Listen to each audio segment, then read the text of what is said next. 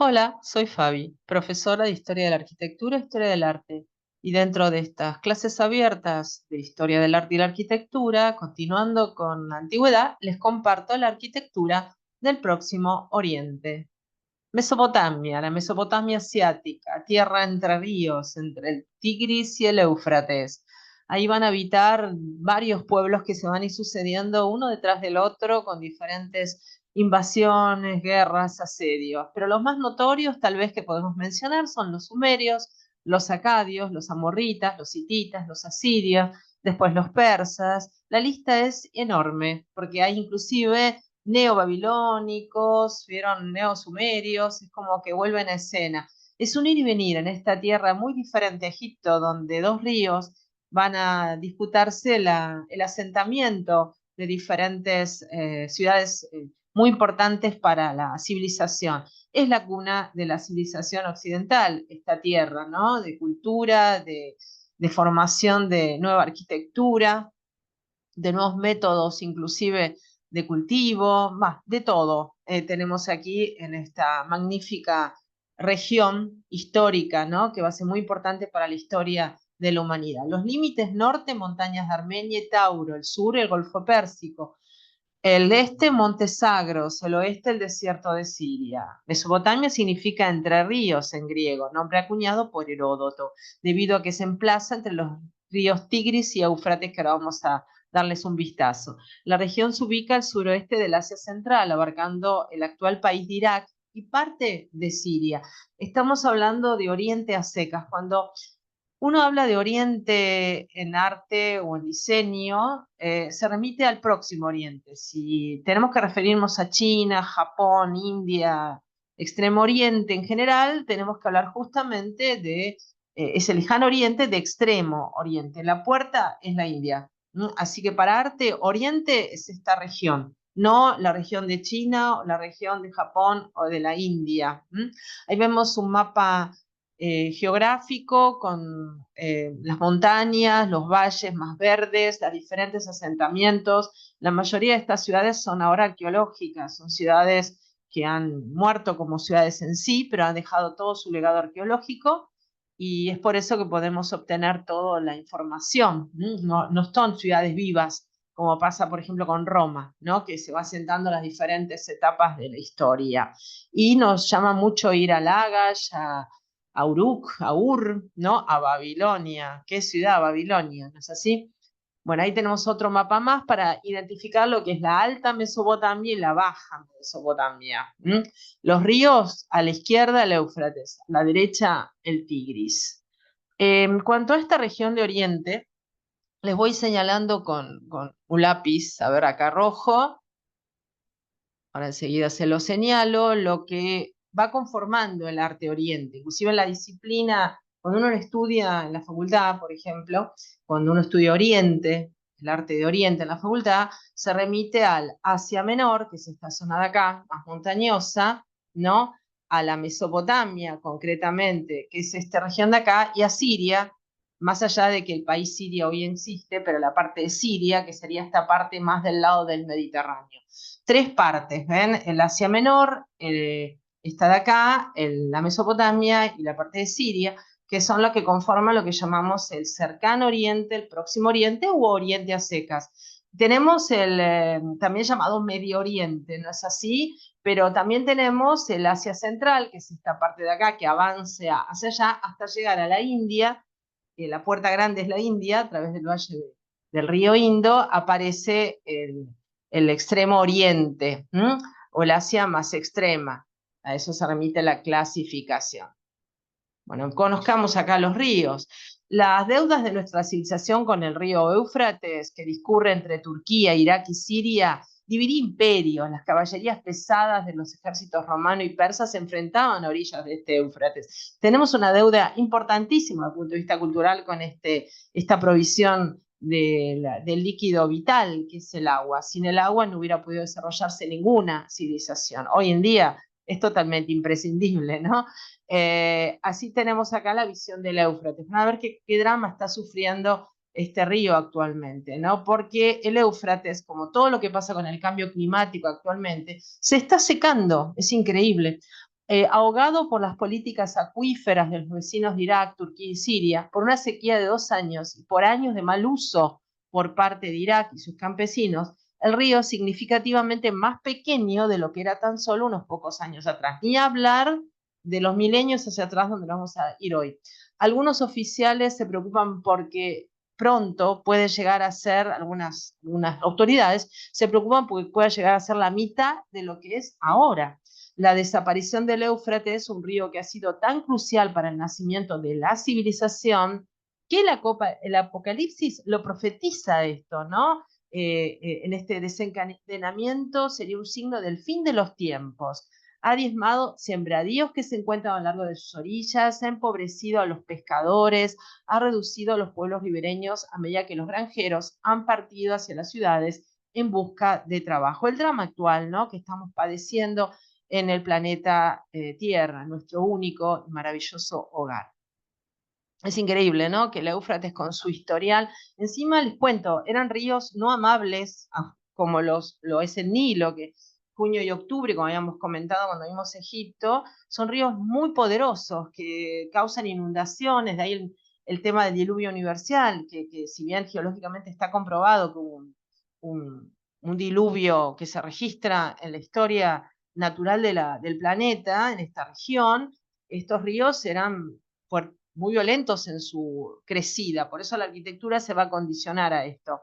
Yo vivo en la Argentina y tenemos una Mesopotamia también, con ríos muy poderosos, el Paraná, el Uruguay, sí, que también están sufriendo el mismo problema, se están quedando sin agua. Es increíble el daño que se está haciendo a la ecología y a los ríos. El río Éufrates, a su paso por la ciudad de Hasankeyf, en Turquía, acá todavía con agua.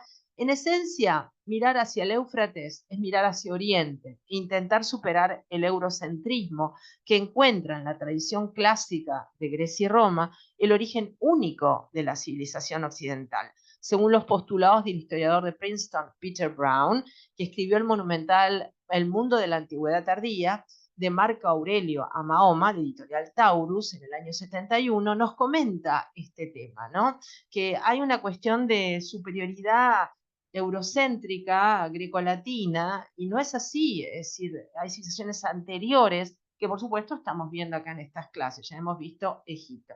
Miren el resto que queda acá de un puente de la época romana, porque Roma lo va a anexar como provincia a toda esta región, la provincia de Oriente, una provincia muy conflictiva para Roma, por cierto. Este es el Tigris, el río Tigris, ¿no?, una foto actual abajo con un puente y la confluencia, miren en la primera imagen a la izquierda arriba, la confluencia entre el Tigris y el Éufrates, casi llegando al Golfo Pérsico, y una imagen antigua, un dibujo de época que nos muestra cómo artísticamente se veía el Tigris antaño. No me remito a la época que vamos a, no son dibujos de la época que vamos a ver hoy, no, sino que son dibujos, vieron, de exploradores de los siglos, por ahí vieron 15 a 16. En este caso el Tigris en Elia Hafiz Biniyan. El agua fue lo que el ferrocarril supuso en la época moderna, la única arteria indispensable para el cargamento pesado. Nos comenta el historiador Peter Brown, recién mencionado. Qué linda foto, ¿vieron? Cómo pega la vuelta aquí el río Tigris. Bueno, pero vamos a clasificar, las clasificaciones, tengan paciencia porque son muchos los pueblos que se suceden, y el arte oriental, de Oriente, se estudia por, inclusive en la facultad, también así a nivel universitario, se estudia por producción de obras, ¿no? Es decir, qué tipo de arquitectura tienen, qué tipo de escritura, la famosa escritura cuneiforme, eso lo vamos a hablar en arte mesopotámico. Hoy nos vamos a dedicar a la arquitectura. Y qué tipo de cosas los unen, ¿no? Qué tablillas, qué estelas, qué estatuillas, ¿no?, qué fortalezas, qué palacios, qué zigurats, bueno, de eso se trata, porque si bien hay cosas particulares de cada pueblo, los une toda una región, los une todo un sistema de escritura y les une una región que es un cruce entre muchos puntos de la región y que está en constante cambio. El término alude principalmente a esta región de la Edad Antigua, que se dividía en Asiria al norte y Babilonia al sur. Babilonia, también conocida como Caldea. A su vez se dividían Acadia, parte alta, y Caldea, parte baja. Sus gobernantes eran llamados en el idioma original, transliterado hoy en día, Patesi. Bueno, aquí tenemos una linda infografía, un dibujo que nos muestra un palacio, ¿sí? Un palacio asirio, con todo el villorio alrededor. Miren cómo se apiñan todas las casas, cada uno con su pozo de aire y luz o su construcción muy a la mediterránea, como se dice, y el sigurat y escasa vegetación. El arte mesopotámico es una división cronológica y geográfica de la historia del arte que trata de Mesopotamia durante la Edad Antigua. Hace referencia a las expresiones artísticas de las culturas que nacieron en las riberas de los ríos Tigris y Éufrates. Desde el Neolítico, es decir, la prehistoria, hacia al sexto milenio antes de Cristo, 6000, hasta la caída de Babilonia ante los persas en el año 539 antes de Cristo. Entre ambas fechas se desarrollaron las civilizaciones Sumeria, Acadia, Babilonia o Caldea, Casita, Urrita o Mitanni, y Asiria o arte asirio es lo que nos van a proveer un arte maravilloso y una potencia increíble. Acá tenemos un mapa con toque más vintage para que ubiquen la región y siempre su relación con Egipto, sí. Y les comento que en la antigüedad, el arte antiguo toca, con el Mediterráneo de por medio, que es el vehículo, toca tres puntas importantes, que son, se las voy a señalar con el lápiz nuevamente. Las puntas serían Oriente, Egipto y las civilizaciones acá egeas, ¿no? Las del mar Egeo, previo a lo que después viene Grecia y después Roma, Etruria. Así que son de estas tres puntas que toca la antigüedad y que tienen cosas en común la antigüedad, que sería el Mediterráneo como base de comercio, la base agraria como sistema económico de obtención de los bienes y la esclavitud, sí, la esclavitud como un tema económico también, ¿no? De intercambio de personas para el trabajo, que no tiene la concepción de la esclavitud en América, es distinto. Acá uno se podría convertir en esclavo si tenía deudas y después liberarse de la esclavitud, pero en otras esclavitudes ya saben que no. El caso de la gente del África en América. Bueno, sigamos viendo. Es muy interesante. Es complicado, no es tan lineal o tan fácil de entender como el arte egipcio, pero es fascinante el arte oriental. Tras milenios entre el predominio de la Baja Mesopotamia y la Alta Mesopotamia, la región, al formarse el Imperio Persa, se incorporó una dimensión espacial de orden muy superior, que el imperio de Alejandro Magno y el helenismo conectaron con la época romana, a través del arte persa y el arte helenístico, que ya estudiaremos en clases futuras. Incluso en la época anterior a los persas, el arte mesopotámico tuvo varias vías de contacto a través de la guerra, la diplomacia y el comercio a larga distancia, con el que las demás civilizaciones del Antiguo Oriente Próximo, o Oriente si quieren, arte de la civilización hitita y otras del Asia Menor, arte fenicio, antiguo Israel y otras civilizaciones del Levante Mediterráneo y el arte egipcio, e incluso con el arte de la India y del Asia Central. Sí, los contactos con la India van a ser muy importantes.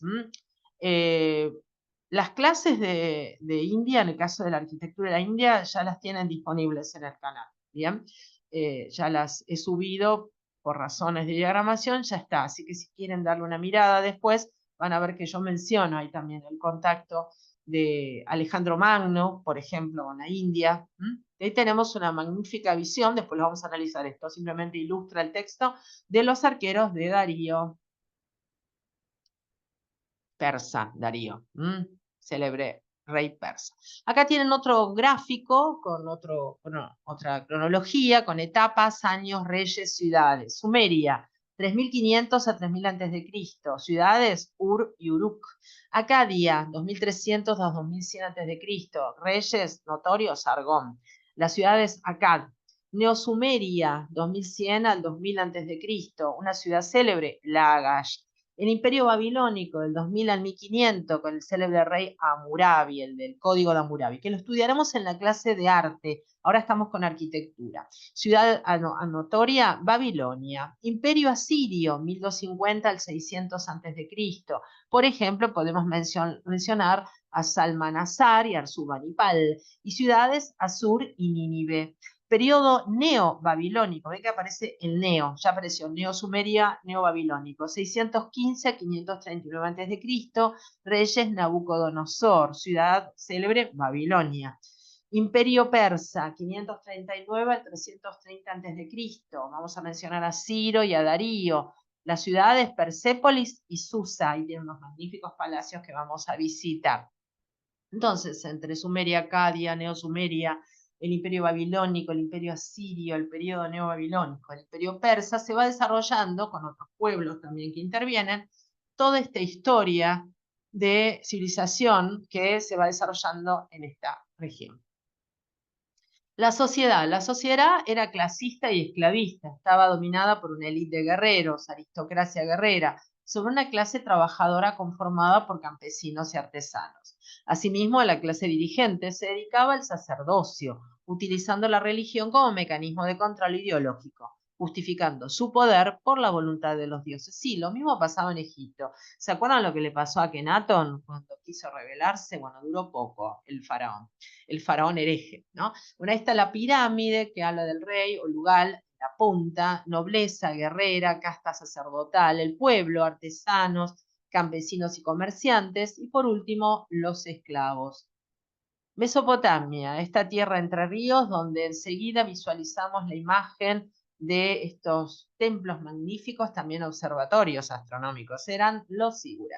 Los periodos históricos de Mesopotamia también podemos encontrarlos graficados de esta manera. Sumerio Acadio del 4000 al 2000 a.C., primer imperio babilónico de 1894 a 1335 a.C., el predominio del gran imperio asirio, 1360 al 612 a.C., y el segundo imperio babilónico, del 612 al 593 a.C.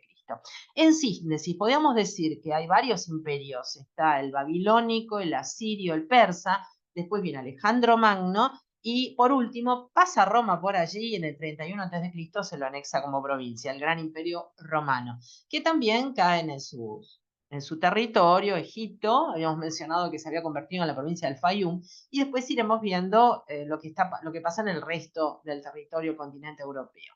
Sumerio Acadio, desarrollo de la primera civilización histórica, sí, se pierde en la noche en los tiempos esto, no se tiene idea de dónde viene Sumeria, es como que viene muy para atrás, ¿no?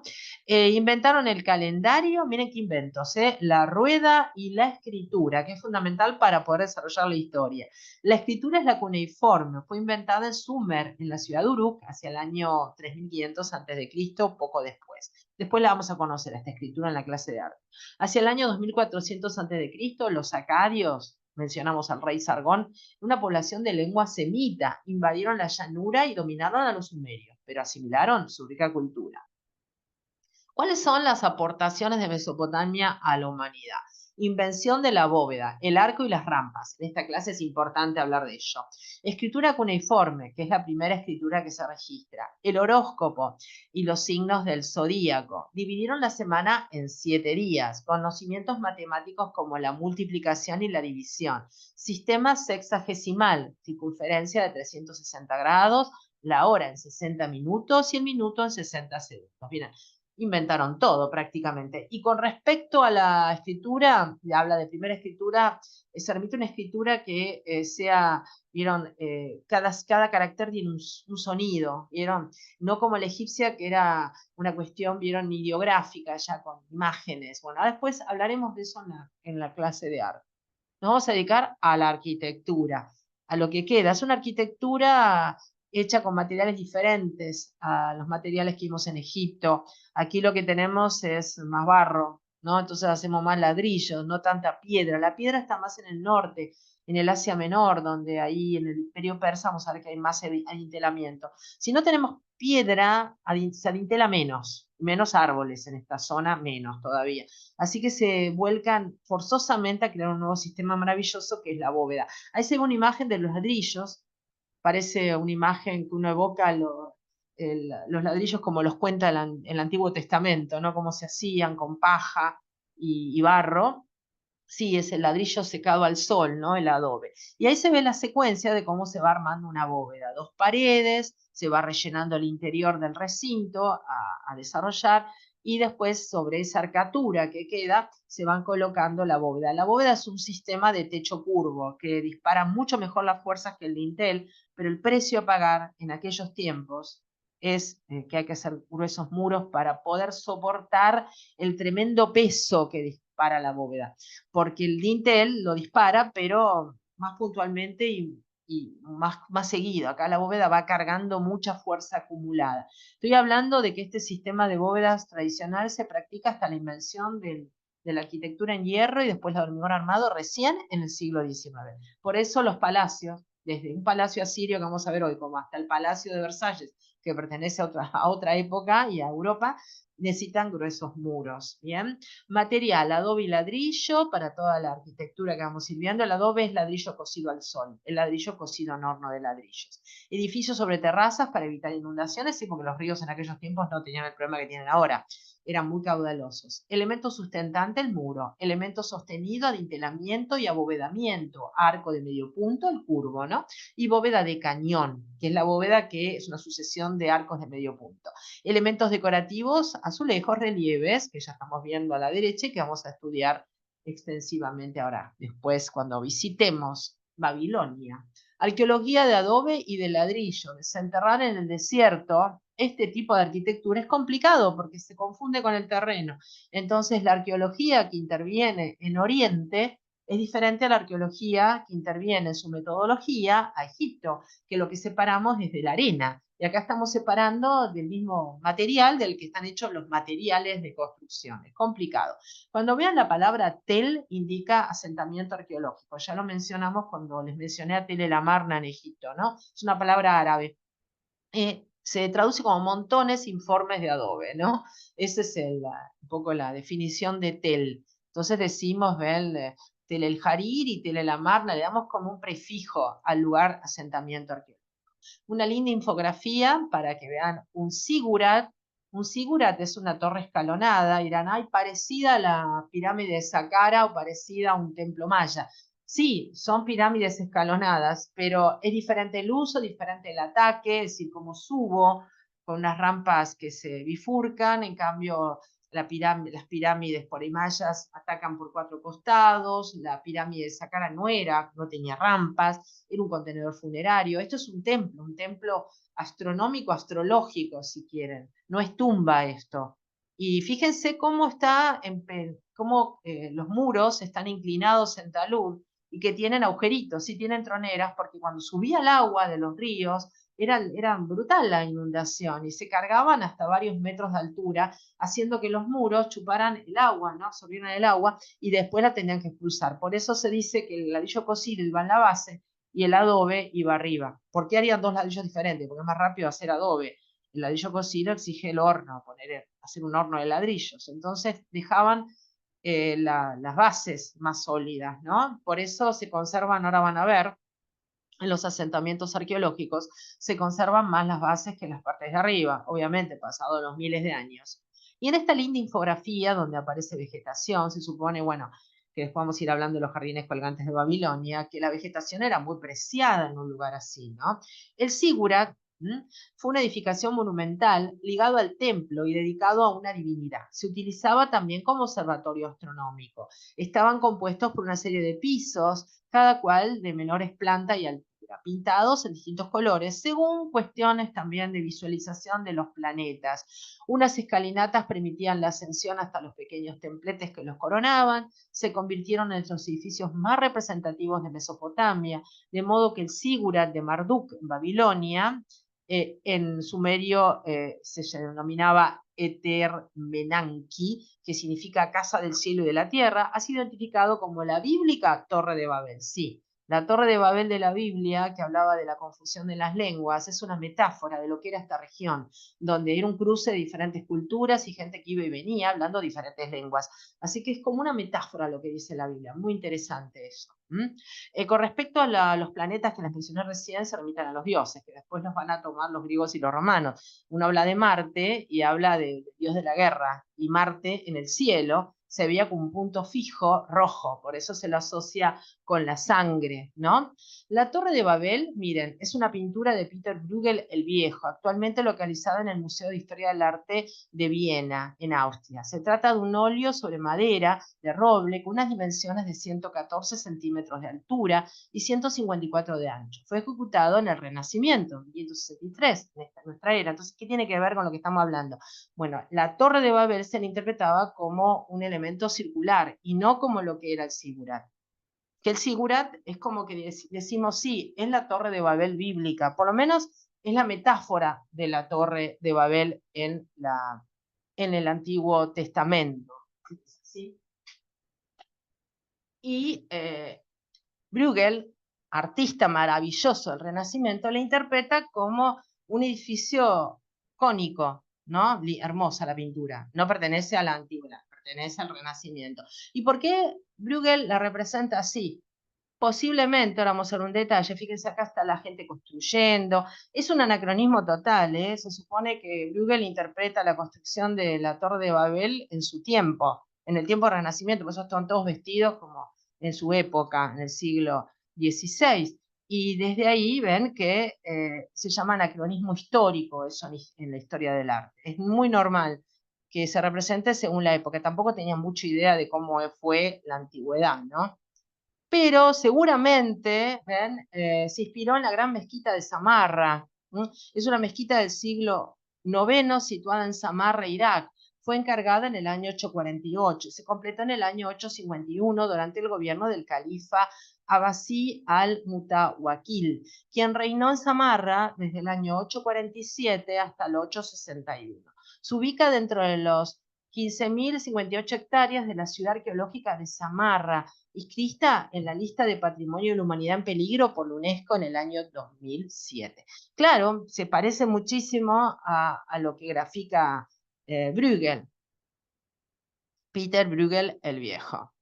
Bueno, esto es una mezquita y las mezquitas pertenecen al arte islámico y son de nuestra era, no pertenecen a la época que estamos visitando. Volvamos a los zigurats. Aquí tenemos en el actual Irán el zigurat de Chogha Zanbil. ¿En qué estado se encuentra? Muchos son restaurados en parte y otros que parecen como montañas que se fueron desgastando, lo que llamamos tel, ¿no?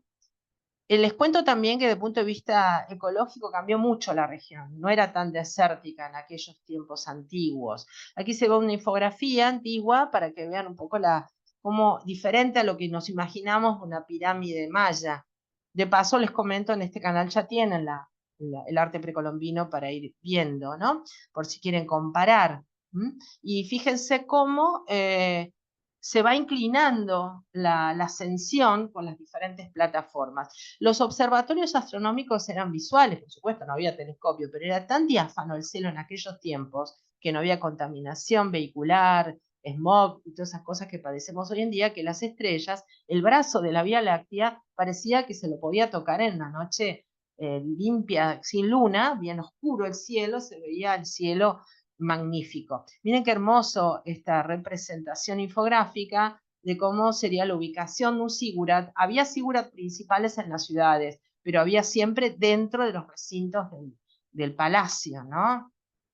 El zigurat con diferentes accesos en escaleras muy empinadas y arriba, bueno, el observatorio, que nosotros llamaríamos como el observatorio astronómico, en realidad era lo que culminaba en color azul. También dice que se pintaban cada piso según los colores de los planetas conocidos asociados a los dioses, lo que se veía en el cielo, ¿no? Nosotros podemos ver Venus, Marte se ven en el cielo. En un cielo diáfano se pueden observar a simple vista. Y ahí se ve una infografía que muestra las diferentes partes: escalera principal, escaleras secundarias, el templete central y la capilla central arriba, ¿no? Las salidas de agua son lo que en arquitectura, estos agujeros se llaman troneras. Y las troneras tienen muchas formas y muchas aplicaciones en la historia de arquitectura, pero estas eran para expulsar el agua que cargaba la base ante las inundaciones, ¿sí? En estos lugares se sufre sequías extremas, inundaciones brutales. Y cuando subía el río, llegaba a subir hasta más de 10 metros. Imagínense, por eso tiene esa base achaflanada en talud. ¿Dónde vimos talud también? Si me siguieron en las clases anteriores de Egipto. Y en los pilonos, ¿no?, de Egipto, ni hablar de las pirámides y de la pirámide escalonada de Saqqara, ¿no? El templo y los síguras se asociaban porque también era un templo, obviamente. Para ellos toda la observación astronómica, astrológica en aquellos tiempos, la astrología se desarrolla en esos tiempos, no como la vemos hoy en día, eso de adivinar cuál va a ser nuestro futuro, si vamos a tener suerte o no. Uno mira el horóscopo y dice, hoy ¿qué me depara el día hoy? No con ese sentido, sino con una visión más astronómica de ver las estrellas y los planetas, que ellos no tenían conocimiento de lo que era astronómicamente una estrella o un planeta, pero lo veían en el cielo, que eran como, se movían, no titilaban, que eran como fuerzas divinas, ¿no? Y les colocaban nombres que después se fueron ajustando a la religión grecolatina también. El Sigurat de la ciudad de Babilonia, reconstruido en esta infografía, y el Sigurat de Ur, abajo, la foto tal cual está hoy en día y la reconstrucción, ahora lo vemos. Bueno, el templo, el Sigurat, que es un templo sobre terrazas superpuestas, macizo, sin habitaciones interiores, con rampas de acceso escalonados, construidos en adobe y ladrillo cocido. Templo en la zona superior. Por lo general, un mal estado de conservación y sí, pasaron miles de años. Imagínense, es como que se va desgastando. No digo derritiendo porque no se derrite, pero es como que va perdiendo cohesión bastante que lo que tenemos. Fíjense cómo sería en el momento de origen, todo pintado con diferentes colores, porque la vida en la antigüedad era colores, ya lo vimos en Egipto y lo vamos a seguir viendo en lo greco, en Grecia, en lo greco latino también, y hablar en las culturas cretenses, ¿no? Ete Menanki, el templo de la creación del cielo y de la tierra, era el nombre de un sigurat dedicado a Marduk en la ciudad de Babilonia en el siglo VI a.C., de la dinastía Caldea. Originalmente de 7 pisos de altura, pocos restos permanecen en la actualidad. El Ete Menanki fue popularmente identificado con la Torre de Babel. La altura de la torre oscila entre los 91 metros, con una base cuadrada de 91 metros de lado. Bueno, son un poquito más bajos que las pirámides más altas de Egipto, pero es más alto que la de Saqqara, por ejemplo, la escalonada. Los mesopotámicos construían sin mortero.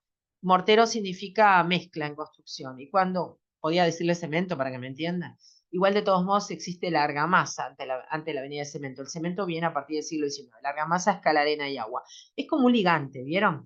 Y cuando un edificio ya no era seguro o no cumplía su tarea, se derribaba y volvía a construirse en el mismo emplazamiento, dando así lugar a que las ciudades mesopotámicas se encontrasen elevadas en suaves colinas sobre el territorio que las circundaba, los tels, ¿vieron? Así que ellos mismos construían sobre lo que construían. Y aparte, la invasión es constante, los cambios constantes, ¿vieron? De asentamientos humanos, hicieron que se prendía, invadían, prendía fuego una ciudad, quedaban los cimientos, volvían a construirse arriba, y hay varias capas. Eso mismo va a pasar en Troya, que tiene como 7 capas Troya, ¿vieron? Y, hablando de otra región.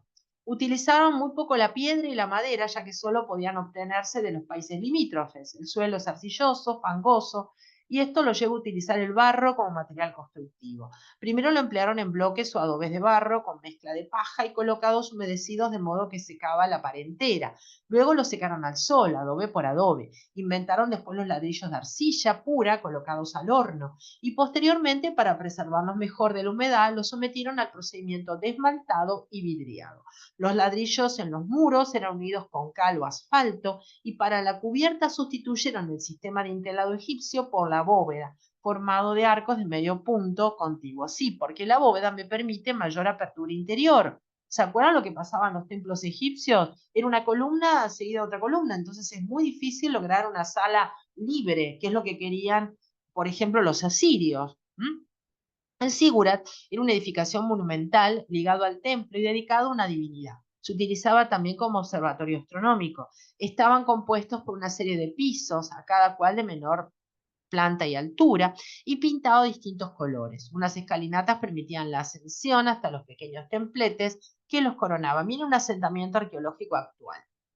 Es original, esos ladrillos, inclusive tienen marcas de época. Se han descubierto también ladrillos cónicos. Las ciudades mesopotámicas siempre tenían, vieron, un sigurat, un palacio. Y vamos a estudiar después los jardines colgantes. Una de las 7 maravillas del mundo antiguo. que está comprobado que existieron, ¿sí? Pero bueno, no quedó ninguno como para que podamos verlos. Restos del Sigurat de Ur en Sumeria. Bien, miren qué bien conservado porque ha sido restaurado. Pero es monumental la restauración de algo así. Es imponente, ¿no? Imagínenselo a colores. Un sigurat, para ir volviendo a resumir esto, es una forma de templo creada por los sumerios y común a los babilonios y a los asirios, pertinente a la época del antiguo valle de Mesopotamia y construido en la forma de pirámides terraplanadas. El formato era de varios andares construidos de manera superpuesta, con la diferencia de que cada andar, ¿vieron? Cada callejuela que se iba armando, posee área menor que la plataforma inferior sobre la cual fue construido. Las plataformas podían ser rectangulares, ovales o cuadradas, y su número variaba de 2 a 7. Esto está reconstruido de nuevo, por eso está tan impecable.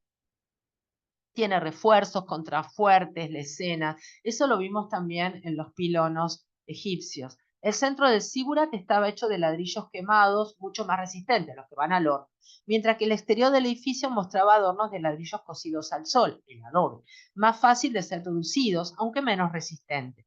Los adornos normalmente eran espaltados en colores diferentes, posiblemente conteniendo significación cosmológica. El acceso al templo, situado en la cima del Sigurat, se hacía por una serie de rampas construidas en el flanco de la construcción o por una rampa en espiral que se extendía desde la base hasta la cumbre. Los ejemplos más antiguos de Sigurats datan del final del tercer milenio antes de Cristo. Algunos de los ejemplos más notables incluyen las ruinas de la ciudad de Ur y de Khorzabat en Mesopotamia. Khorzabat, vamos a visitar un palacio así. Podemos encontrar que por ahí la escalinata que estamos viendo, si bien parece amable a subir, van a encontrar muchas de estas escalinatas en edificios de la historia que son muy altas, que no corresponden a un andar cómodo al subir. Saben que tienen alzadas actuales, las alzadas oscilan entre 15 y 18 para una escalera que sea amable en subir. Cuanto más alto la alzada, más difícil hace su ascensión. Dur Untaj o Chogasambil, construido en el siglo III a.C. por Untaj Napirilla, es uno de los sigurat mejor conservados. Se encuentra cerca de Susa, en Irán. Así que todas estas ruinas se las reparten del actual país Irán e Irak. Irán es lo que antiguamente se llamaba Persia y a su vez lleva el nombre a partir de la revolución que hace el Ayatollah Khomeini en la década del 70, vuelve a ser mencionado Irán, se llama Irán, Persia, Irán, ¿no? Volvió a los orígenes. Este es el Sigurat de Dur Uri Galsu. Miren cómo queda toda la reconstrucción y cómo queda el centro original. Se discuten estas reconstrucciones. Es decir, meter mucho mano en esto es como también estropear las bases arqueológicas. Hay mucho disenso en este tipo de reconstrucciones, lo que sí impacta verlo, ¿no? De manera casi entera. Y ahí se ve cómo se vería realmente, cómo se ve realmente un montículo, un tel, que alguna vez fue una construcción. Pero, vieron, en la época de esplendor sería así. Julián, ahí están los jardines colgantes. Estos sí, posiblemente casi todos los aprovechaban para tener vegetación, para poder tener un poco más de fresco en esta región, en todas las plataformas, pero no son los jardines colgantes de Babilonia, ahora eso lo vemos. Pero sí, a esto se le llamaría jardín colgante. Ahí se ve la evolución de un sigurat en Irak, cómo era antes y cómo lo vemos ahora después de la reconstrucción, y un dibujo que mostraría en su época de esplendor en la antigüedad. Bueno, está en ustedes ver si les parece que esto es correcto o no. Hay mucho, le digo, discusión arqueológica en todo el mundo sobre este tipo de reconstrucciones, pero en Oriente, estos gobernantes que gobiernan en estos países, como pasó con Saddam Hussein, por ejemplo, en su tiempo, no consultó con otros arqueólogos de otros puntos del planeta, entonces decidió, por razones políticas o lo que fuera, reconstruirlo ahí sin consenso, sin mucha preocupación sobre si está bien o mal, ¿no? No sé, eso es un tema que discute la arqueología. Acá ven una reconstrucción de cómo sería en su momento, el ir y venir de las personas, Y sí, una confluencia de lenguas acá, ¿eh? Y gracioso el personaje de verde de la izquierda, parece que estuviera consultando el celular. No, está con una tablilla, pero hasta ahí nomás, le diría que si lo trasladamos en el tiempo no está muy diferente a lo que hacemos hoy en día. Siempre les digo a mis alumnos cuando doy clase presencial que se pongan en clima, que si por alguna razón entraran en la máquina del tiempo, que pudieran ir a estos lugares, ¿cómo lo verían, no? Y lo verían no muy diferente de lo que nos pasa hoy en día, más allá del impacto que puede pasar con respecto a olores diferentes o escuchar lenguas que uno no entiende. ¿M? El templo era un centro religioso, económico y político. Tenía tierras de cultivo y rebaños reglados por funcionarios propios, almacenes para guardar las cosechas, talleres donde fabricar utensilios, estatuas de cobre y de cerámica. Solían ser edificios de una planta, con varios patios, y una secuencia de salas en laberinto, bien ordenadas en hilera en torno a un patio. Sí, porque había otro tipo de templos también. Los templos que no correspondían al Sigurat. El Sigurat es una forma de templo, pero hay otros templos que eran directamente habitaciones largas, donde había estanterías, donde se colocaban las estatuillas. De eso vamos a hablar en la clase de arte. Hoy nos dedicamos a la arquitectura. Dada la importancia de la vida terrenal, así como la preocupación por la muerte, las edificaciones más representativas eran el templo y el palacio. Sin embargo, como en toda sociedad, tenían gran importancia las viviendas, urbanas o no, y los sistemas defensivos, murallas, en este caso particular. El templo era un centro religioso, económico y sentimental. Tenía tierras de cultivo y rebaños reglados por funcionarios propios, que son del templo, algunos almacenes para guardar las cosechas, talleres para fabricar utensilios, estatuas de cobre y de cerámica. Los sacerdotes organizaban el comercio y empleaban a campesinos, pastores y artesanos, quienes recibían como pago parcelas de tierra para cultivo de cereales, dátiles o lana. Solían ser edificios de una planta, con varios patios y una secuenciación de salas en laberinto o bien ordenadas en hilera en torno a un patio. Los más grandes se construyeron dentro de espacios amurallados, con otros edificios como los síguras y habitaciones para peregrinos, mientras que los primeros y más pequeños se acompañaban de un recibidor y una sencilla habitación para la adoración. Cada templo se utilizaba para las apreciaciones religiosas de una divinidad, de modo que se celebraba la festividad del Año Nuevo en el templo correspondiente o la unión de mujeres con extranjeros en los templos, ¿no? Fíjense acá una planta de un pequeño templo babilónico. Qué complicado es todo. Y no sé si llegan a ver, los gruesos muros que tienen no son capricho, es porque arriba hay una bóveda. Entonces la bóveda te abre la luz de espacio, el espacio, o la luz, como se dice en arquitectura, pero la fuerza que va depositándose en cada ladrillo que se apoya uno al lado del otro en esa semicircunferencia, hace que necesiten de gruesos muros para soportar y nada de ventanas. Obviamente, hay contrafuertes, la lectura es diferente, ven que no hay puntos adentro de columnas, como podía pasar en los templos egipcios. Vamos a visitar el nuevo imperio babilónico, en la época de Nabucodonosor, ¿no? Y su relación con el reino de Egipto. ¿Ven? Ahí están como juntos y, por supuesto, hay un intercambio lento porque estamos en épocas de transporte, vieron, a sangre, no tracción a sangre, y con todas las dificultades. Viajar en aquellos tiempos no es como hoy en día. Obviamente era todo un riesgo absoluto. Pero ya se está desarrollando el imperio Medo a la derecha, para el lado de Oriente, fíjense, y hay también ya puntos que se ven en el mundo Egeo, ¿no? Esparta, Atenas, el Mediterráneo, el Mar Grande, ¿no? Bueno, primer imperio babilónico, creado por otro pueblo semita, los amoritas, bajo su rey Hammurabi, 1792-1750 a.C. La ciudad de Babilonia se convirtió en un centro en el centro de este imperio. Si relacionan las fechas, estamos relacionándonos en parte con el inicio del nuevo imperio en Egipto, la época de los hipogeos, de los grandes templos. Y el segundo imperio babilónico, Babilonia volvió a ser el gran centro financiero artístico del cercano Oriente. Se puede decir Próximo Oriente, cercano Oriente o Oriente, como quieran. Entre sus reyes se destacaron Nabopolassar y Nabucodonosor II. En este periodo se construyeron los famosos jardines colgantes de Babilonia en el palacio del rey Nabucodonosor II.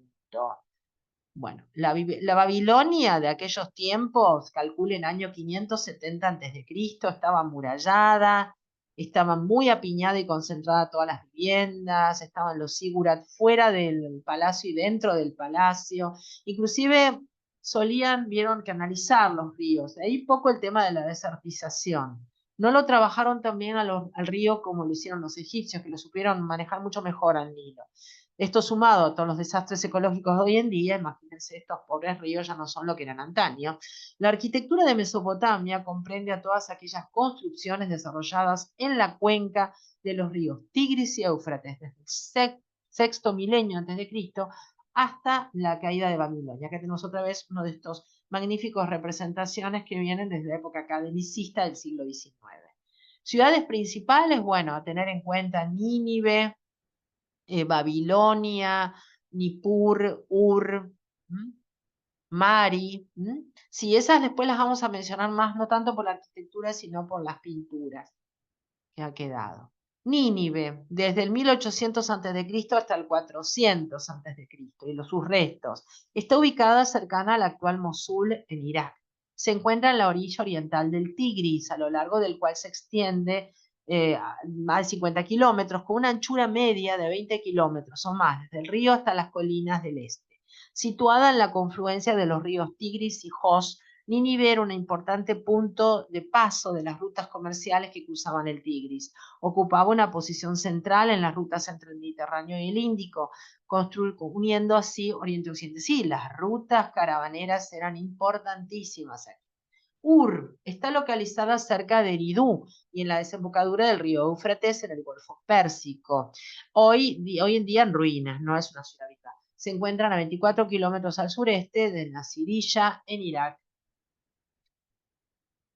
Bueno, ahí se ve reconstrucción aproximada de Babilonia con la vía de las procesiones, la puerta de Ishtar y el templo de Marduk en primer plano del siglo VI a.C. Vamos a ir ahora visitando Babilonia.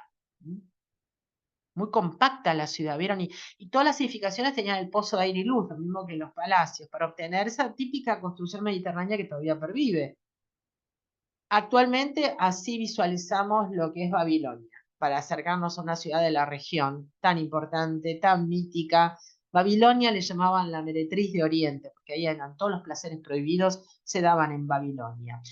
No sé si notan atrás todo el asentamiento arqueológico de las bases y la reconstrucción al fondo, lo que indica que esto fue muy discutido desde el punto de vista arqueológico, porque esto se hizo durante gobierno de Saddam Hussein y no hubo consenso internacional y posiblemente se cometieron algunos errores que no se tomaron en cuenta, vieron el respeto en las ruinas. Ven, está como parece enterito, nuevito, comparado, ven, las bases. Así se encuentran, porque esta arqueología se enfrenta al medio ambiente, que está en constante, vieron, depósito de tierra, de lodo, construcción arriba.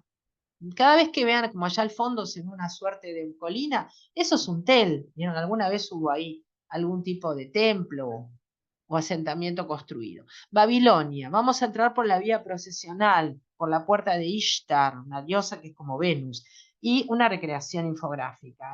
Pónganse en clima, vamos a ir entrando por esta avenida que dicen que estaba rodeada flanqueada, perdón, de palmeras hechas de plata, imagínense lo que era eso, ¿no? Y toda glaciada, y bueno, la música de aquellos tiempos, toda la algarabía. Esto es lo que reconstruyeron en Irak. Estamos hablando de lo contemporáneo, cómo se reconstruyó, seguramente no tiene ni la altura que tenían los originales, y ahí se ven, vieron los diferentes postecitos metálicos con unas palmeritas arriba, tratando de imitar aquella leyenda de las palmeras también de plata. Babilonia fue una antigua ciudad de la Baja Mesopotamia, capital del imperio de Hammurabi del siglo XVIII a.C. Desde entonces se convirtió en un gran centro religioso y cultural. Actualmente se encuentra en la provincia iraquí de Babil, a 110 kilómetros al sur de Bagdad, para que se orienten. ¿Y esas puertas eran azules? Sí, eran azules. Al fondo, allá se ven los jardines colgantes. A la derecha también vemos un sigurat. Y bueno, esta es la puerta de Ishtar, reconstruida en el Museo de Berlín con base de azulejos originales, la base, y después los de arriba están reconstruidos para completar, y una infografía que la muestra hacia el año 570 antes de Cristo. Debe ser glorioso ver esto, azul, glaciado, con dorado, animales en relieve.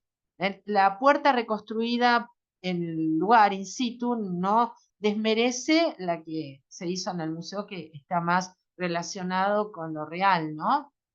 Porque está hecho con azulejos en la base reales, el resto se volvió a recrear, ¿no? Se trata de no tocar lo que ya está, en todo caso, lo nuevo se coloca arriba o se destaca que es nuevo para que no haya confusión ante el visitante en el museo que crea que así era así se encontró. No, estos son relieves de ladrillos esmaltados, típicos del imperio neobabilónico, en grandes calles y rutas. Si era una procesión de animales, algunos eran grifos, no, animales fantásticos, otros eran animales como caballos o leones, relieve de animales mitológicos en la puerta de Ishtar, Babilonia, periodo neobabilónico, siglo VI a.C., cerámica vidriada. En el Museo de Berlín se encuentran las piezas y las puertas reconstruidas. La que están viendo a la izquierda es suerte de parque temático arqueológico que hicieron en el actual Irak. Abovedada, la entrada de ladrillos, con torres defensivas, con almenas y merlones, que es ese remate almenado arriba, que utilizan también todos los castillos defensivos del mundo, inclusive la muralla china. La distinción en estas tierras es que eran escalonados. Ese es el Museo de Berlín. Y verán que lo más nuevito, lo más azul está arriba, y lo de la base es lo original. Entonces se puede ver la relación, pero no se toca, no se retoca lo que sale de un asentamiento arqueológico. Ese es el consenso actual con respecto a la preservación.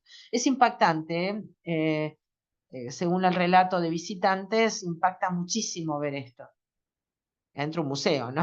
Bueno, ahí está la Babilonia con su puerta procesional, imagínense las fiestas que se harían acá en honor a la diosa, el impacto de ver este portal maravilloso. Es como un antecesor de lo que va a ser más adelante el Arco de Triunfo, y es correlativo al propileos de los persas y al pilono egipcio, así que hay una relación, puerta monumental. ¿Qué les parece? Miren, con flores, también con rosetas, esas rosetas que tanto menciona la historia del mueble, no los que me siguen en la historia del mueble, la roseta cretense, que aparecen en el estilo siglos de acá, ¿no? Como el caso de Luis XVI o el Adam. Sí, ¿de dónde vienen? De estos mundos tan antiguos.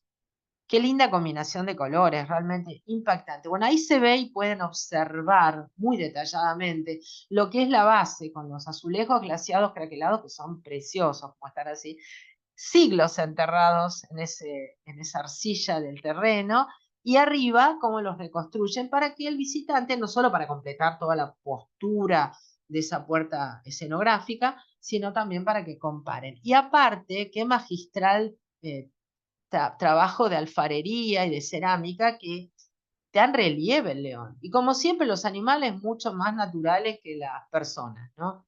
Como que saben captarlos bien. Miren, ahí está reconstruido y acá abajo está el original.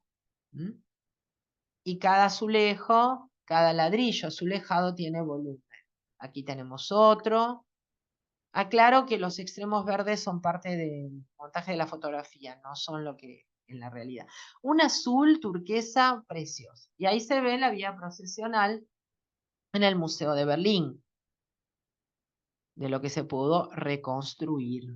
Pero si quieren fantasear más, y yo que soy fanática del cine, y ni hablar del cine mudo, una película del cine mudo capital del año 16, Intolerancia, de David Ward Griffith. Es un género de cine épico, mudo, sí. Fue una de las películas más caras de la historia del cine. La película explora el tema de la intolerancia por medio de 4 historias localizadas en momentos diversos de la historia. Es muy dinámica la película, porque va de una escena a la otra histórica, de la época de los hugonotes en Francia hasta la época de Cristo, la época de Babilonia y la época actual donde se filma la película, en el año 16, ¿no? Con el tema social y laboral, de fábrica. Una obrera que es segregada porque se convierte en madre soltera, en fin, es la intolerancia humana, que se da en todas las épocas. Entonces se salta de una escena a la otra, que es muy dinámica, dura como 3 horas la película, la vi muchas veces, y realmente lo más llamativo de la película, miren lo que es esta foto, es para enmarcarla.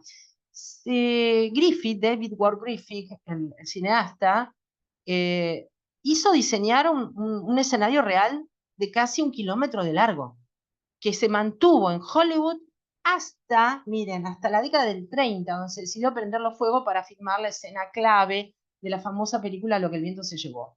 Cuando se prende fuego todo, bueno, usaron lo que quedaba de los escenarios. Por supuesto que estamos viendo que Griffith no tenía información arqueológica precisa, porque recién se estaban descubriendo tumbas como las de Ur, en fin, y mezcla por ahí cosas de la India, con el Oriente, pero es mira las personas, son de verdad, esto es una construcción de verdad, esos son los extras, miles de extras, miles, para trabajar en esta película, y para, si ven la película, estas escenas que se filman con globo cautivo, con una cámara y un cameraman en un globo, son maravillosas, es un anticipo de la Steadicam, son en total unos minutos en la película. Y para eso gastaron una fortuna. La película salió casi 2 millones de dólares en aquellos tiempos. Demasiado. Fue un fracaso de punto de vista comercial porque no se entendió tampoco. Hoy en día es un baluarte del cine. Si les gusta el cine, se impone verlo. ¿Por qué aparece aquella mujer con una cuna? Sí, porque representa la historia y es la mano que mece la cuna. Entonces, cada vez que se pasa de una escena a la otra, desde la época de Babilonia, después se va a la Francia del siglo XVII o al siglo XX, aparece la historia meciendo la cuna de la historia, ¿no? Ahí se ven los afiches y ahí se ven más escenas, más acercamientos con cientos de extras bailando. Una maravilla la película realmente. Ahí aparece Ningirsu, la figura alada con 4 alas y la mano otorgando una piedra sagrada. Y las columnas, sí, que tienen alguna mezcla con la columna Soka de la India, bueno, no importa. En esa época no se tenía muy claro bien la, la cuestión, pero después se las voy a dejar linkeada abajo porque es una película de dominio público esto. Está en YouTube para que la vean y realmente van a ver qué dinámica es la película. Por supuesto, va con música de fondo, no hay diálogos, hay texto, pero no se van a aburrir para nada.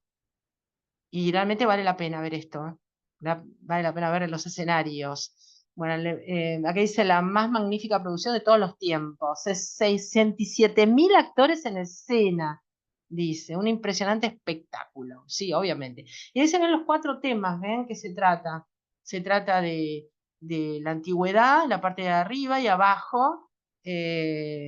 También, no, pero hay más, porque acá falta también la escena del siglo XX, sí. Diferentes escenas, ¿no? Desde la Francia de los hugonotes hasta la antigüedad, la época de los asirios. Las actuaciones, bueno, son con grandes miradas penetrantes, vino cómo actuaban los actores. En aquellos tiempos no había actores profesionales, había que buscarlos desde el vodevil o de otros escenarios, ¿no? Bueno, volviendo a Babilonia, vamos a ver los jardines colgantes de Babilonia. Son considerados una de las 7 maravillas del mundo antiguo, hoy desaparecidas, y fueron construidos en el siglo VI a.C. durante el reinado de Nabucodonosor II en la ciudad de Babilonia a orillas del río Éufrates. Este consta de terrazas abovedadas, alzadas unas sobre otras, que descansan sobre pilares cúbicos. Estas son ahuecadas y rellenas con tierra para permitir la plantación de árboles de gran tamaño, y los pilares y las bóvedas y las terrazas están construidas en ladrillo cocido y asfalto. Sí, recuerden que lo que les comenté del petróleo, que si bien no lo explotaban como industria petroquímica en aquellos tiempos, el petróleo afloraba, y estamos hablando de Irak e Irán, obviamente que en estas zonas aflora, hay petróleo, ¿no? Así que ya lo usaban los egipcios, ellos también lo usan para calafatear, también las embarcaciones, tengo entendido. Esa es una representación hipotética de cómo serían los jardines colgantes. Se encontraron las ruinas y en eso andan, tengo entendido. Y esto sería una infografía más bucólica, más fantasiosa de estos jardines. Parece ser que una princesa languidecía en estas tierras, casada con un rey de época, languidecía en estas tierras tan áridas y venía en las tierras más fértiles. Entonces su esposo, el rey, decidió quitarle la tristeza construyéndole estos hermosos jardines. Siempre la poesía en pie en estas épocas también. Y ahí se ve otra infografía más, también hay muchas pinturas que lo recrean. los jardines colgantes de Babilonia. En realidad son plataformas, ¿no? Otra más, pues dicen que habían otras ciudades también, en este caso circular, donde sí hay una vegetación más propia del lugar, ¿no? Palmeras, cabe recordar también que los cipreses son de la zona mediterránea, que el cedro es un emblema todavía del Líbano, está en su bandera, sino para la de la costa, y esta es otra representación más tipo renacentista, si quieren, por el gusto por la loggia, por las arcadas, de cómo serían los jardines colgantes. Y esto es una recreación en cinematografía actual, ¿no? En una película actual se recrearon de esta manera, siempre con esas paredes de azulejadas que ahora vamos a ir viendo. ¿Cómo era la vivienda no común, la que vimos allá a los alrededores, toda compactada, esa cuadrícula de la ciudad con diferentes arterias y circulaciones, todo tan apiñado, ¿no? Bueno, así una vivienda muy mediterránea, como se dice, pozo de aire y luz, que la comparten todos los pueblos de la región y hoy en día eso sigue existiendo, ¿no? Por ejemplo, aquí en mi país, lo que quedó de la colonia o las famosas casas chorizo, que tienen un patio, pozo de luz y las habitaciones alrededor. Eso se da en toda América Latina, ¿no? Por herencia. Eran hechas también de paredes de ladrillo de adobe revocados, con entrada principal, patios no cubiertos, soportes vieron de madera, dintel para las puertas, viguetas también de madera, juncos, y la arquitectura funeraria, sí, los hipogeos de la primera dinastía de Ur, camarrañas abovedadas en adobe, complejos rituales funerarios con sacrificios humanos y una ajuar impresionante. Bueno, de esto no voy a explayarme porque ya tienen disponible las tumbas reales. Junto con Tutankamón hablo de las tumbas, así que busquen el video que lo tienen acá nomás próximo en el canal y pueden ver el ajuar funerario de la reina Puabi de Ur. Esto es periodo paleo-sumerio, del 2600 a.C. El ajuar se encuentra en el Museo de Bagdad y se puede ver esta tumba de leyenda. Pero no voy a explayarme porque está el video y ahí pueden ver todo el ajuar, que acá se los vuelvo a mostrar, el estandarte de Ur, el arpa, el carnero del rosal. Vamos a un gran imperio, el asirio. Después del babilónico, el asirio. Su extensión enorme, por supuesto en región mesopotámica.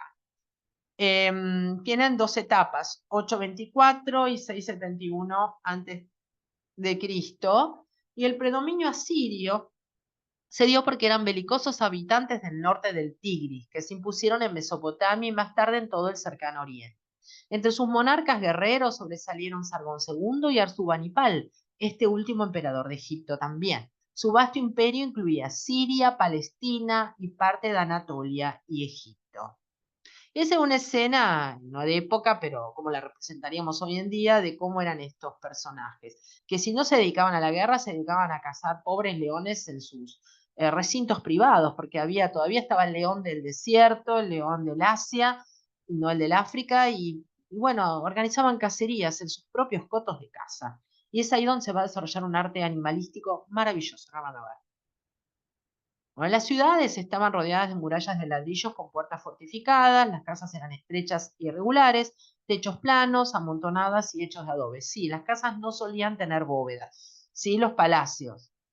Y el palacio en torno al cual se disponen las habitaciones, aparecen santuarios en el interior, a veces algún sígura, rodeado por una muralla con una sola puerta de acceso, tenía una zona residencial, otra administrativa y almacenes. Sí, tiene las tres partes básicas de un palacio oriental, que son el serrallo, las dependencias y el harem. El harem son las dependencias privadas, el serrallo sería la parte pública de recepción de magistrados y de reunión y tronos, ciudad de tronos. Y las dependencias, bueno, cocinas, despensas.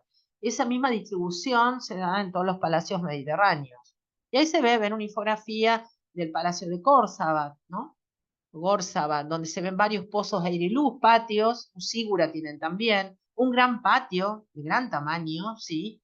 Y de 90 por 90, casi con entradas tipo imperiales, ¿no? De los ataques, dos entradas, y también con rampas, con contrafuertes, con murallas, porque recuerden esto que les contaba del río que crecía, aparte de lo defensivo. Eran muy trabados por dentro. Si uno decidía entrar para cometer algún atentado contra el monarca, terminaba perdido entre estos pasillos y asediado por los guardias, ¿no? no era tan fácil, para nada. Acá vemos una infografía que muestra, ven, lo que vamos a ir viendo ahora de estos representaciones benéficas de animales antropomórficos que vigilaban la entrada, ¿no? Y luego en los remates de arriba, almenas y merlones escalonados.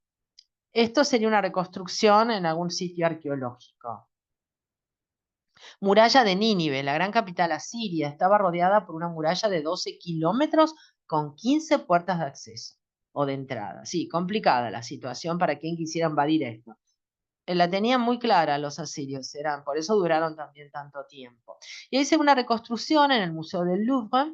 Esto se lo reparten también parte del Louvre, el British y el Museo de Berlín, con puertas reconstruidas hoy en día, pero con las bisagras originales, que puertas, ¿no?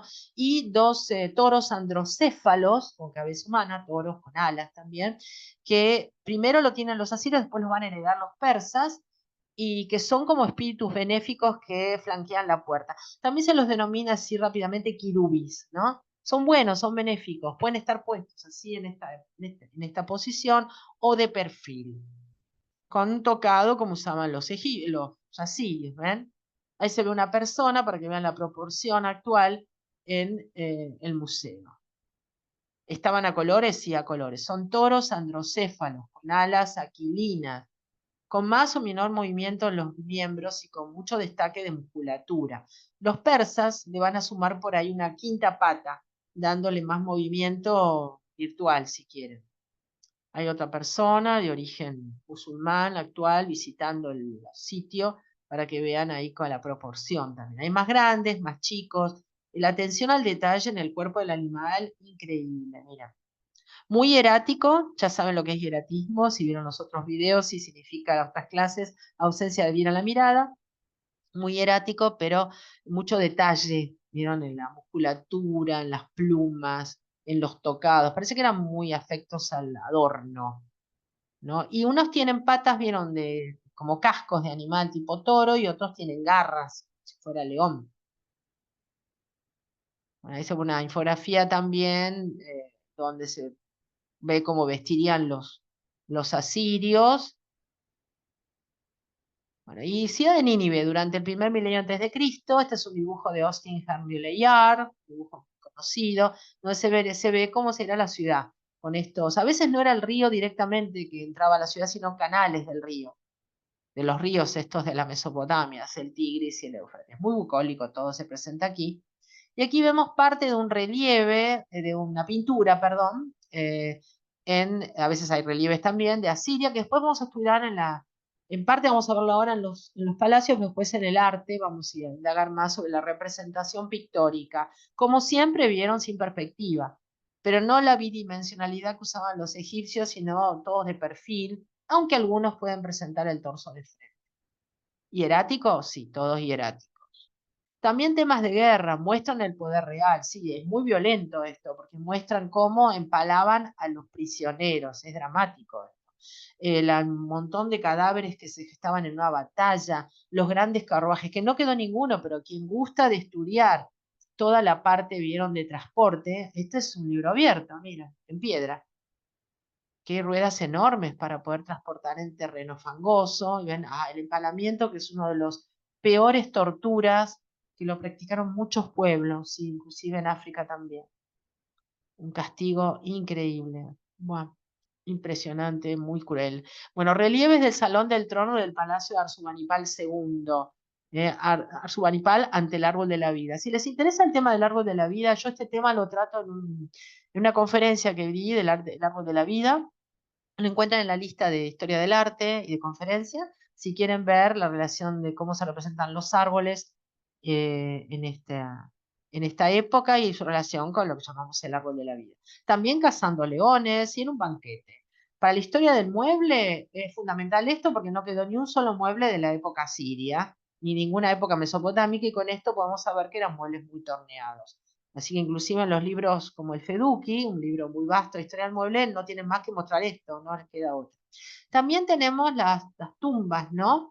Las tumbas que vamos a ver cómo lo mismo pasa con los persas, los asirios y los persas, que van a estar, son tumbas tipo hipogeo, ¿no? Excavados en la roca, en forma cruciforme, no tiene nada que ver con Cristo esto, ¿no? Son cruciformes de brazos iguales, y que son estos enterramientos que se hacen en el terreno, ¿no? Y ahí tenemos varios palacios, Iscali, Gorzabat y Eridú, siempre con grandes patios, con murallas, con diferentes dependencias, harem, serrallo y dependencias domésticas, cocinas, ¿cómo se llama esto? Depósitos, caballerizas, no me salía el nombre, caballerizas. Y el Palacio Noroeste de Asurbanipal II, fechado en la primera mitad del siglo IX antes de Cristo. Ahí está su emplazamiento actual, su infografía, la vamos a ver de cerca, y la Sala del Trono, que como verán, está a lo largo, justamente porque estamos usando bóvedas y no hay una sola columna en el medio, porque no hay puntos negros que indicarían corte de columnas en el plano. Y los muros son enormes. ¿De qué espesor estamos hablando? 6 metros. Si para lograr por ahí una apertura de 12 metros o 10 metros en un salón, había que tener 6 muros de lado, de cada lado, 6 metros de muro, lo que indica que había tanto lleno como vacío. Esta es una ciudadela prácticamente, el palacio, ¿no? Parte de recreación del Palacio de Sargón II en Dur Sarruquín. Sí, está todo es todo cimientos hoy en día. Todas estas representaciones, estos relevamientos se hacen por el estudio del grosor de muro, se sabe si había bóveda o no. Hay especialistas en esto. Hay arqueólogos especialistas que saben inclusive eh, reconstruir cómo sería, junto a artistas también que llevan a cabo, ingenieros también. Y observen, ven una infografía con el pozo ahí de luz arriba, cómo sería esta entrada con estos toros beneficiosos, estos genios alados, como se dice, quirubis en el término rápido, a color, muy colorido, sí, la vida era colores. El árbol de la vida, los soldados, qué pasa si entras en guerra con ellos. Imagínense que los pueblos sometidos mandaban a un representante y decía, ese año no te pagamos impuestos. Al entrar al palacio, era toda una estrategia esto, ¿no? Al entrar al palacio veías esto y decías, no, mejor a esta gente le pago, ¿no? Porque en cualquier momento me invaden. Era una cuestión de política, de imposición, muy sabios en ese aspecto, ¿no? Se supieron manejar bien, en una época donde las comunicaciones eran limitadísimas. Bueno, estas son las puertas del palacio de Ingut Enlil Balawat del Salmanasar III del período asirio de la segunda mitad del siglo IX a.C. Están en el Museo Británico y se rescató solamente la parte del bronce y después, bueno, la parte de madera se recreó en el museo. La madera, bueno, se deterioró con los siglos, pero quedó el bronce. Siempre la representación lineal, fíjense con un ajusticiamiento, no, bastante cruel todo. Si ahora van a ver la crueldad expresada en las cacerías. La Masú, puertas del Salón del Trono del Palacio de Sargón II, en Corzabat, piedra caliza, está en el Museo de Triunfo, es del siglo VIII a.C., mide 3,50 metros. Y ahí se ven los toros alados, estos quirubis, suelen aparecer en las jambas de las puertas ornamentales y de protección. Los persas son diferentes a los asirios, son copia de los asirios, por el solo hecho de que a veces, vieron, colocan las alas más para arriba, como con punta más para arriba. Y a veces, no siempre se da, que se reparten entre uno y otro la distribución de tener quinta pata. Pero eso no se los puedo decir exactamente que sea de Persia o Asiria, porque entre los dos pueblos es como que lo practican, en la sensación de movimiento. Pero sí en los persas, el que las alas van más en punta hacia arriba. Los persas van ahí ven la punta acá, se las voy a señalar. Diferente, se llaman alas aquilinas. Sí, son de águila las dos, pero estas que van con la punta para arriba, se le dice, ven, estas de acá, aquilinas. Bueno, detalles. Por ahí cambian los tocados, en fin. La moda era parecida. La masús de la puerta, también se le llama la masús a estos querubis, ¿no? De la puerta de las naciones en Persépolis. Esto es imperio persa. La Masú de la asirio del palacio de Arzubanipal II en Calaj, para comparar, ¿no? El asirio tiene 5 patas, el persa 4, las alas aquilinas del persa y las alas más abajo del asirio. Bueno, pero también cómo decoraban los palacios, con relieves asirios, función documental, una minuciosidad narrativa y más movimiento. Los temas religiosos Los genios alados, por ejemplo, en este caso Ningirsu, un personaje que aparece antropomorfizado, pero con 4 alas, en avance una pierna, con el gesto de otorgar, ¿vieron? Siempre el gesto de otorgar es propio del mundo oriental, y una carterita en la mano que en realidad es un tributo. ¿Mm? Pero también este personaje de Ningirsu puede venir en pájaro. Temas de caza muestran la valentía del rey, los animales son mucho más realistas. En realidad, una valentía, entre comillas, no sabemos bien si también le era tan fácil clavarle una espada a ese león que pesaba 3 veces más que el humano, ¿no? Pero aparte de la crueldad, lo interesante de esto es el dramatismo de los animales. Es una maravilla ver cómo representan el dolor, la lucha de esos animales, y se nota que se podía representar la realidad. No lo querían con los humanos, pero sí lo hicieron con los animales.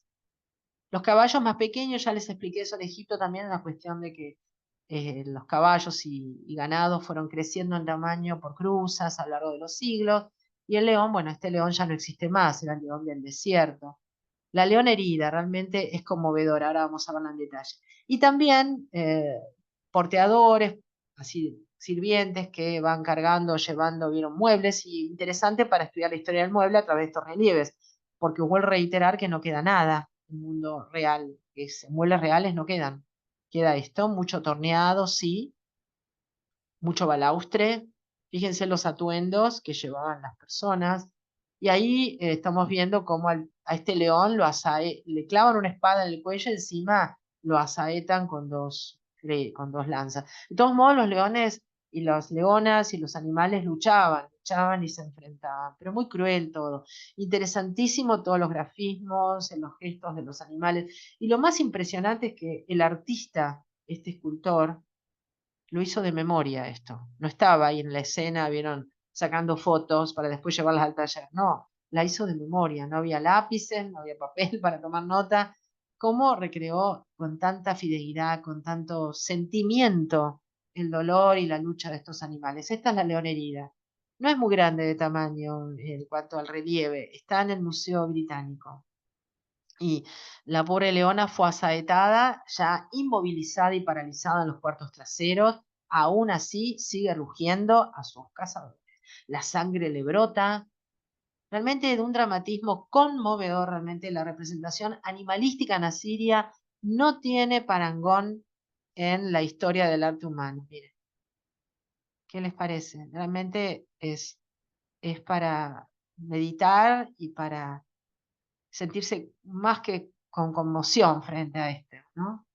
En colores sería. Y ahí sí se expone, ¿ven? En el Museo Británico, que tienen todo este baluarte increíble.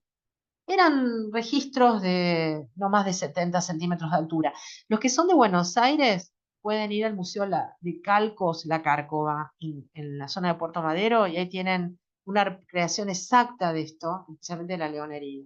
Es el museo que tiene réplicas a gran tamaño de esculturas europeas. Aquí tenemos a los personajes humanos, siempre con más movimiento de los animales. De paso también pueden ver a los que les interesan las armas, a los que les interesan las monturas, los arneses. Es todo un libro abierto en piedra esto, para que ustedes puedan ver absolutamente todo. Esta es una recreación de cómo serían estas cacerías, o entonces si estaban gobernando, peleando en la guerra o cazando esta gente. Y ahí se ve nuevamente, por ahí es exagerado el hecho de tanta facilidad con que cazan estos animales tan fuertes y poderosos. ¿Mm? El detalle de toda la anatomía de los animales y este pobre león moribundo, cacería de leones de Arzubanipal, el Palacio Norte de Nínive. Hasta se ve como, vieron, vomita sangre el león, ¿no? Ya herido de muerte. Realmente conmueve. A los que amamos los animales es durísimo esto, pero es arte de la mejor calidad y aparte muestra, es un testimonio de la crueldad, ¿no? Hacia los animales. Y aquí lo mismo, podemos decir que un poco exagera. Aparte, clavar una espada a un animal de este porte no debe ser tan fácil. Pero miren qué hieratismo, lo hace como si estuviera ausente total de vida el personaje humano. De paso están muy bien vestidos, con mucho atuendo. Y también tenemos, acá lo tenemos a Ningirsu, ¿ven? o genio alado en representación antropomórfica. Esto es de Nimrud, del año 870 a.C., con una inscripción que le atraviesa el vientre. Sí, todo en escritura cuneiforme, con ataviado con joyería. Es un genio alado, sí. Vamos a acercarnos a ver. Es igual, la parte de escritura lo vemos en arte, ¿eh? No es que la paso por arriba. Qué trabajo, ¿no? De cincelado, de estilización del mundo vegetal y también humano. Toma los rasgos característicos. El detalle, la figura del genio en el palacio de Arzuna-Sirpal II, donde se puede ver los detalles de una pierna con todos los detalles anatómicos, los pies, las sandalias, la escritura. Y prisioneros y caballería en relieve de laquis, ¿no? También está el tema de advertencia. Esto se daba en las salas, así que imagínense que era una suerte de demostración del poder que tenía el imperio, ¿no? Cómo conquistaba. Esta es una pintura que muestra la entrada al palacio suroeste de Nínive durante la excavación de Leyar, un arqueólogo que se acaeció del año 1849 a 1850. Para que tenga una idea cómo se encontraban, ahí están los querubis, ¿no? Cómo se encontraban las ruinas. Y por último vamos a ver el imperio persa. Esto es antes de que llegue Alejandro Magno y después los romanos. En el siglo V antes de Cristo, es el último imperio importante, hasta la venida de los imperios que vienen de afuera, ¿no? Extraterritorio, donde se ve la extensión enorme que tuvo el imperio persa hacia el año 490 a.C., que llegó hasta la India, sí, hasta el valle del río Indo. Y llegó a Egipto, a la Tracia, todo el Asia Menor. Y visitemos Persépolis, de los que nos queda. Esto es territorio de Irán, actualmente. Persépolis, un palacio que fue encontrado en ruinas y se intentó reconstruir. Y se ve un poco la moda distinta a la siria, aunque quedan los tocados por ahí, del mundo persa, ¿no? Las damas y los caballeros, cómo vestían. Persépolis, en esta foto con la luna. Las columnas se levantan, porque estaban en el suelo. Los que quedan en un salón de más de 100 columnas. Muy famoso salón donde Alejandro Magno tuvo un banquete final antes de prender fuego por revancha hacia los persas que habían invadido su territorio. La arquitectura persa es adintelada en piedra y abarca palacios y tumbas. Sí, no trabajan la bóveda porque tiene mucha piedra en su territorio. Y otra vez estos lamasús o quirubis de la Puerta de las Naciones en Persépolis, Imperio Persa, siglo VI, V, VI antes de Cristo. Y la ciudad de Persépolis, como la encontramos hoy en día, de finales del siglo VI antes de Cristo, ampliada por los reyes Jerjes y Artajerjes en el siglo V. Y se ve el plano, ven muchas columnas, hay un salón con muchas columnas, ese salón donde se desarrolló este banquete que les contaba. Las columnas son necesarias porque hay sistema de entelado. Pasa lo mismo en los templos egipcios. Fíjense la topografía del terreno también, recreación de la ciudad de Persépolis, con la puerta de las naciones, un gran propileos, una sala apadana, que es una sala columnada, y el palacio privado de Darío I. La sala padana del Palacio de Persépolis con palacio privado de Darío al fondo. Se levantan algunas columnas, ahora las vamos a ver en detalle, y la Puerta de las Naciones, la sala de las 100 columnas, la entrada a la sala padana, interior de la sala padana, que es la sala porticada o columnada. Así se ve actualmente, con propileos, con esas entradas monumentales, y una procesión de soldados y de personajes que van llevando tributo, que van adaptándose al marco arquitectónico, en este caso la escalera. ¿Estaba a colores? Sí, a colores. Ahora no. Miren qué hermoso esta imagen. Esta imagen la encontré en el sitio de la National Geographic. Le sacan siempre unas fotos increíbles a National, llevando los tributos. Y por supuesto los animales, en este caso la lucha del toro y el león, una lucha mítica de dos seres poderosos del mundo animal. Y este es el primer dibujo de Sir Bannister Fletcher de la sala de las 100 columnas. Son las que tenían techo de cedro del Líbano y que era muy lujoso, todo un lujo asiático, como se dice, un lujo oriental, y que ahí se desarrolló este banquete de leyenda de Alejandro Magno. que se prendió fuego. Saben que se descubrió que realmente es verdad que se prendió fuego porque en los metros de ceniza que quedaron en los asentamientos arqueológicos se mandó a hacer análisis por espectrografía de gases para ver qué tipo de dónde venían esas cenizas. Y sí, cedro del Líbano, de madera de cedro del Líbano, como decía la leyenda, que era un salón fastuoso, ¿no? Bueno, ahí se ven los propileos de entrada, los terraplenes para evitar, vieron, contacto con el terreno y elevar todo el conjunto palaciego. Actualmente se ve así, la sala padana del Palacio de Persépolis. Y esto es un billete, miren, se nota ahí la gráfica de los billetes, es un billete de Irán que lo pone como parte del emblema de su nación al palacio. Esta es una infografía actual, una reconstrucción infográfica digitalizada. La sala de las 5 columnas es la primera, ¿no? Ahora vamos a acercarnos para ver estas también son grabados de otras épocas, siglo XVII, XVIII, más han acordado los grabados de Piranesi, pero Piranesi hizo grabados de Europa, ¿no? Y aquí se ve a colores, porque sí, todo era colores en aquellos tiempos. La entrada, esa escalera, la padana, esa entrada vieron con procesión, adaptada al marco de la escalera. Es otra infografía digital donde se pueden ver las columnas, que era... Los persas copiaron mucho todo lo que iban fagocitándose en sus conquistas, pero una de sus características notorias son las columnas de gran altura. Miren, siempre está predispuesto al tema vegetal, ¿no? Al color, a los estanques de agua y a estos frisos en colores con los muebles que aquí nos quedan y las guardas decorativas. Estas infografías son de persepolis3d.com.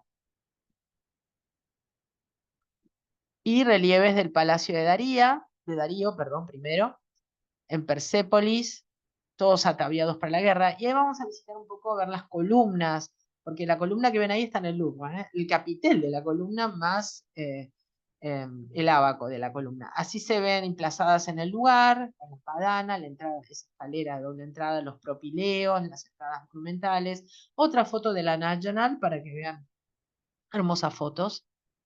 Se ven los quirubis ahí. Por supuesto, les vuelvo a repetir, esto estaba en ruinas, hubo que levantar las columnas que quedaban. Y esta es una recreación al costado para que la gente pueda verlo como era en la realidad. Porque ese es el consenso arqueológico actual. Si querés recrearlo, recrearlo al costado, no lo hagas arriba. Y esas son las columnas en un dibujo en vista y en planta, para que vean ahí cortado el tamaño, para que vean el trabajo que lleva esta columna. Ahí se la ve con un estribo de madera arriba, como la ha expuesto el Louvre. Tiene un original el Louvre, con volutas, con rosetas, con estrías, con dos animalitos gemelos pegados entre sí, sería como un animalito mítico, un toro, ¿no? Ataviado, con joyería. Es precioso el motivo.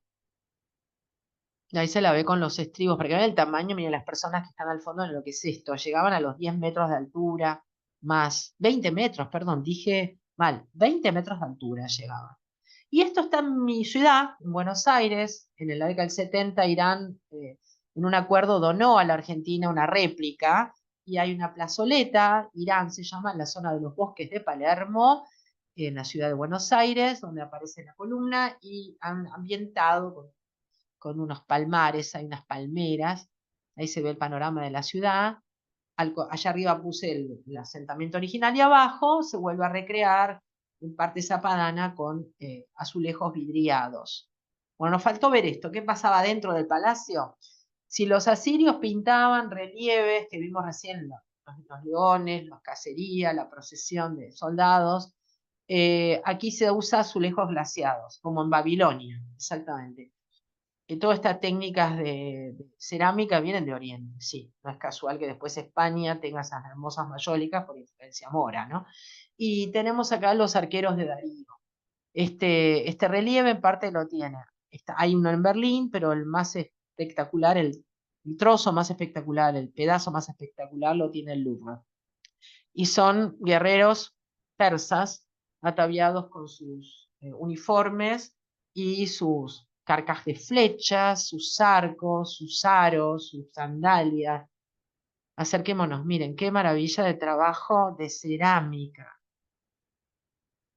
Ustedes dirán de raza negra, no, esta oscuridad puede ser por parte de los esmaltes. Les comento que era un ejército de esclavos. Si han visto la serie 300, la serie de películas esas contemporáneas 300 y la original de la década del 50, la película 300 que existe, la película de Hollywood, se muestra esta lucha, ¿vieron? Con el ejército persa y utilizan los mismos atuendos para la película. Cada uno va a diferente vestimenta, hasta parecen muy decoradas con florcitas y las manos en relieve, sí, la barba. Mire qué belleza de trabajo de cerámica. Ahí se ve decoración en conjunto con algunos animales míticos también. Cerámica vidriada. Esto está en el Louvre, del Palacio de Darío I en Susa. Y de Persepolis3D.com, ahí tenemos una recreación con unos toros también. En este caso no androcéfalos, sino todos toros en colores, como eran los quirubis que habíamos visto, flanqueando la puerta. Son espíritus benéficos. Y se ven también estos grifos, animales fantásticos, mitad animal, mitad león, mitad águila, mitad toro, no sé, un tercio de toro, un tercio de león, un tercio de águila, en relieve, marcando, vieron los movimientos del animal en las zonas musculares, realmente una maravilla. Y también relieves que muestran salas de trono. Otra vez nos mueble esa escena, muy parecidos a los asirios, ¿sí? Con mucho torneado. No quedó nada de Oriente en cuanto a muebles. Sí nos quedó de Egipto, de Grecia en un mueble y de presentaciones, y de Roma nos quedó también. Pero si vamos a la historia del mueble antiguo, en este canal la tienen las tres, verán Grecia, Egipto y Roma, verán que los asirios y los persas solamente en los relieves. Y por último vamos a ver esto que es maravilloso. Van a ver la tumba de Ciro en Pasagarda. Estamos en el arte asirio. Perdón, persa, disculpen, en Persia, en el último imperio. La tumba de Ciro es uno de los modelos de tumba que existieron en el arte persa del periodo aqueménide. Sí tenemos dos periodos, ¿no?